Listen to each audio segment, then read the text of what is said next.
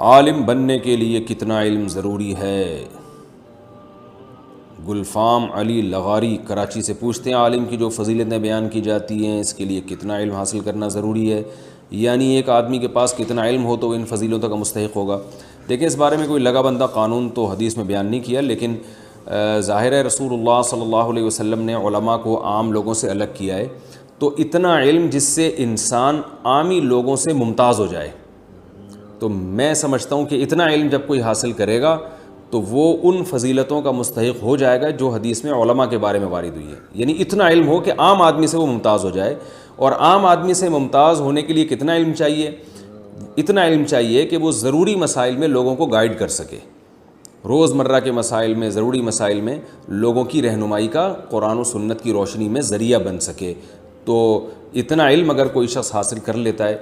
تو